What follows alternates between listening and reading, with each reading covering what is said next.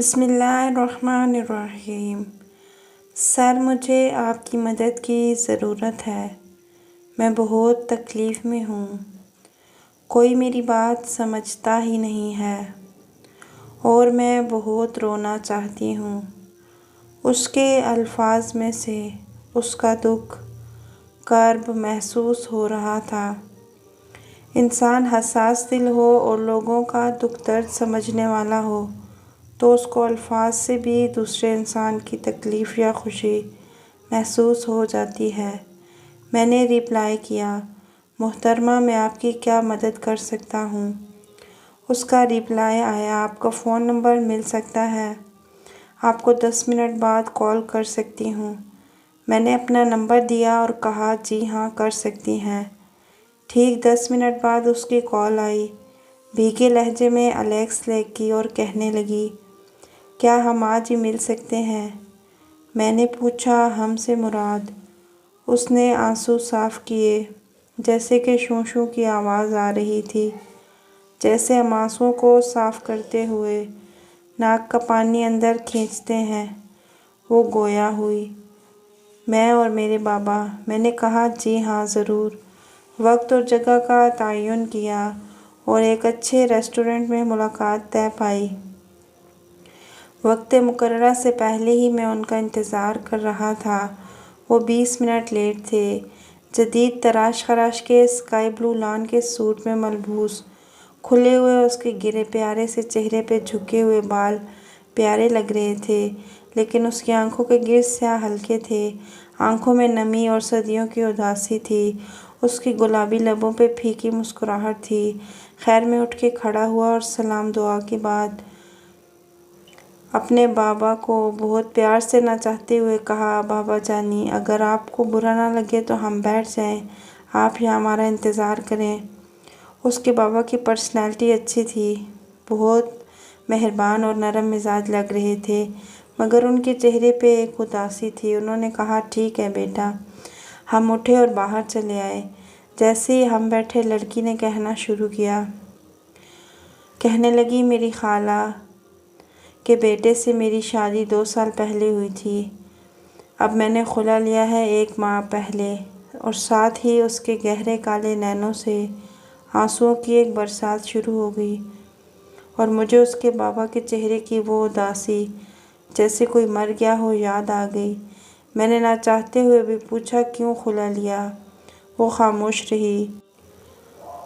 کافی کب آئی اور کب ٹھنڈی ہوئی پتہ ہی نہیں چلا۔ میں بھی بچپن میں لوٹ گیا، جب اپنے آنگن میں دھریک کے نیچے اپنی امی کی گود میں سر رکھ کے لیٹا تھا، کبھی آنکھیں کھولتا اور کبھی بند کرتا، کبھی مست پھولوں کو دیکھتا تو ہماری کام والی میری امی جی سے کہہ رہی تھی کہ باجی، میری بیٹی کو طلاق ہو گئی ہے، اور پھوٹ پھوٹ کے رونے لگی۔ امی نے اس کو دلاسا دیا کہ بہن، اللہ نے اس کا نصیب کہیں اور لکھا ہے اور بہت اچھا ہے، ورنہ طلاق ہوتی ہی کیوں؟ میرے سوہنے رب نے اس کے لیے کوئی اچھا پلان بنا رکھا ہے۔ اس لڑکی کی شادی 5 ماہ بعد اس کی اپنی ہی گلی میں ایک اچھے لڑکے سے ہو گئی۔ میں ویٹر کی بات پہ چونکا، جو کہہ رہا تھا، سر کچھ اور چاہیے؟ میں نے پانی منگوایا اور اس سنگ مرمر جیسی بت بنی کو پینے کو کہا۔ پانی کے گھونٹ حلق میں اترتے ہی بولی، پتہ ہے آپ کو، مجھے وہ مارتا بھی تھا، خود کچھ نہیں کرتا تھا، مجھ سے جاب کرواتا تھا اور گھر کے کام بھی کرواتا تھا۔ میں ترستی تھی کہ 2 بول پیار کے بولے، مگر کبھی نہیں۔ میرے گھر والوں سے میری بات نہیں کراتے تھے، کہتے تھے کہ وہ سو رہی ہے، میں حاملہ تھی، مگر ایک دن اس نے مجھے بہت مارا اور دوسرے دن مس کیریج ہو گیا۔ آنسو تھے کہ تھمنے کا نام نہیں لیتے تھے۔ وہ مرجھائے ہوئے پھول کی طرح اپنا سر کرسی سے لگے روتی رہی، اور میں سوچتا رہا کہ کیسے اس کے دکھ چن لوں اور اس کی زندگی کی خوشیاں واپس آ جائیں، پھر سے وہ مسکرانا شروع کر دے۔ وہ بہت دیر تک روتی رہی۔ میں نے بھی رونے دیا کہ دل کا غبار ہلکا ہو جائے، اور سوچتا رہا، اے اللہ، کیا کرم کیا تو نے مجھ پر کہ لوگ اپنوں کے سامنے نہیں روتے اور میرے سامنے روتے ہیں۔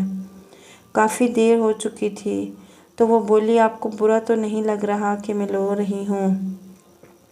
میں گھر میں نہیں روئی کسی کے سامنے، میرے والدین بہت روتے ہیں، میں ان کو دکھی نہیں دیکھ سکتی، مگر کبھی کبھی میں بہت چیخو پکار کرتی ہوں۔ میں نے کہا بالکل بھی برا نہیں لگ رہا، اچھا ہے، دل کا غبار دھل گیا۔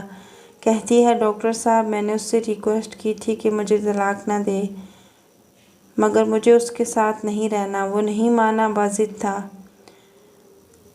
بہت ہنگامہ ہوا تھا، فیملی کے لوگوں نے جان چھڑوائی، بابا کے کہنے پر خلا لیا میں نے۔ آپ بتائیں ٹھیک کیا میں نے؟ بالکل ٹھیک کیا، کچھ بھی غلط نہیں کیا۔